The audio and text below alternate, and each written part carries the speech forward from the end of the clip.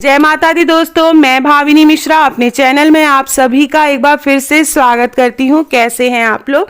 आशा करती हूँ आप सब स्वस्थ और सुरक्षित होंगे। आप सभी को अहोई अष्टमी व्रत की बहुत बहुत शुभकामनाएं। इस वीडियो में मैं आपसे शेयर करने जा रही हूँ अहोई अष्टमी व्रत की कथा। जो लोग व्रत रहते हैं या नहीं भी रहते हैं, उन्हें यह कथा सुनने से पुण्य फल की प्राप्ति होती है। अहोई अष्टमी के व्रत में पूजा के साथ ही व्रत कथा सुनने का खास महत्व है। मान्यता है कि इस कथा को सुनने के बाद ही आपका जो व्रत है वह पूर्ण होता है। माता संतान की दीर्घ आयु के लिए पूरे दिन निर्जला व्रत रखती हैं और दोपहर के बाद अहोई माता की पूजा करती हैं और शाम को तारों को अर्घ देकर व्रत तोड़ती हैं। तो आइए जानते हैं अहोई अष्टमी की व्रत कथा। व्रत कथा सुनने से पहले हाथ में गेहूं के 7 दाने या चावल रख सकते हैं, साथ में आप पुष्प रख सकते हैं और आपको कथा सुननी है।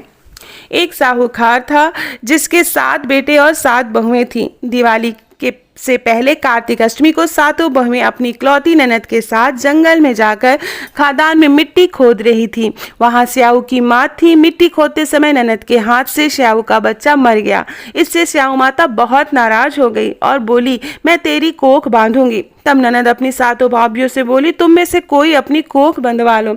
सभी भाभियों ने अपनी कोख बंधवाने से इनकार कर दिया, परंतु छोटी भाभी सोचने लगी कि अगर मैंने अपनी कोख नहीं बंधवाई तो सासू जी नाराज होंगी। यह सोचकर ननद के बदले छोटी भाभी ने अपनी कोख बंधवा ली। अब इसके बाद उसको जो बच्चा होता वह 7 दिन होकर मर जाता। एक दिन पंडित जी को बुलाकर पूछा, मेरी संतान 7वें दिन क्यों मर जाती है? तब पंडित जी ने कहा, तुम सुरही की गाय की सेवा करो। सुरही गाय स्याऊ माता की भायली है, वह तेरी कोख खुलवा देगी, तब तेरा बच्चा जिएगा।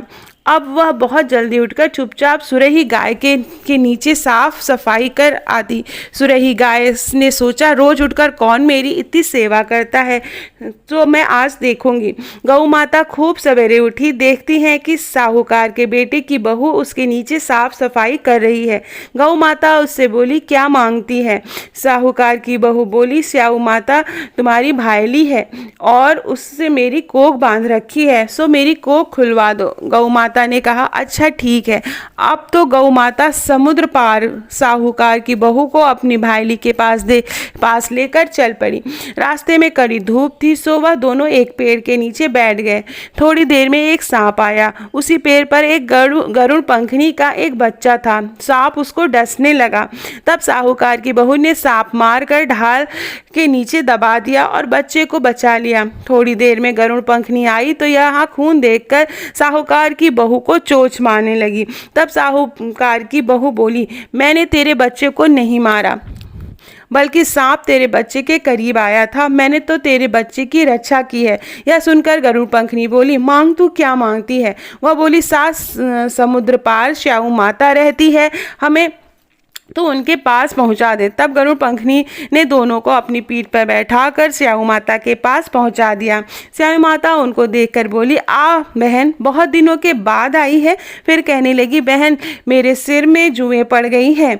तब सुरही के कहने पर साहूकार की बहू ने उसकी सारी जुएं निकाल दी। इस पर स्याऊ माता प्रसन्न होकर बोली, तूने मेरे सिर में बहुत सलाई घेरी है, इसलिए मैं तेरे 7 बेटे और 7 बहुएं होंगी। वह बोली, मेरे तो एक भी बेटा नहीं, 7 बेटे कहाँ से होंगे? स्याऊ माता बोली, वचन दिया है। तब साहूकार की बहू बोली, मेरी कोख तो तुम्हारे पास बंद पड़ी है। यह सुनकर स्याऊ माता बोली, तूने मुझे ठग लिया। जा, तेरे घर पर तुझे 7 बहुएं मिलेंगी। तू जाकर उजमन करियो, 7 अहोई बनाकर 7 कढ़ाई करियो। वह लौटकर घर आई तो वहां देखा 7 बेटे 7 बहू बैठे हैं। वह खुश हो गई। उसने 7 अहोई बनाई और 7 उजमन किए और 7 कढ़ाई करी।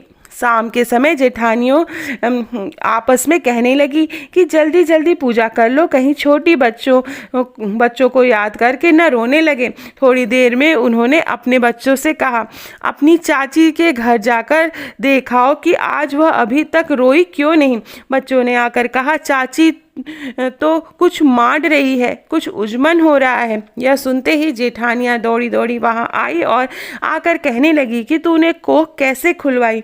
वह बोली, तुमने तो कोख बंधवाई नहीं थी, सो मैंने कोख बंधवा ली थी। अब श्याऊ माता ने कृपा करके मेरी कोख खोल दी है। हे श्याऊ माता, जिस प्रकार उस साहूकार की बहू की कोख खोली, उसी प्रकार हमारी भी कोख खोलना।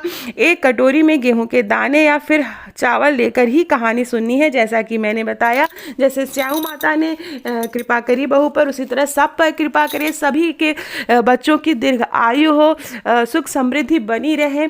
और इसी के साथ मैं वीडियो एंड करती हूँ। आप सभी को अहोई अष्टमी व्रत की बहुत बहुत शुभकामनाएं। एक बार फिर से वीडियो पसंद आए तो जल्दी से दोस्तों के बीच में शेयर कर दीजिए ताकि उन लोग भी कथा सुन सके। बहुत बहुत धन्यवाद ये वीडियो देखने के लिए।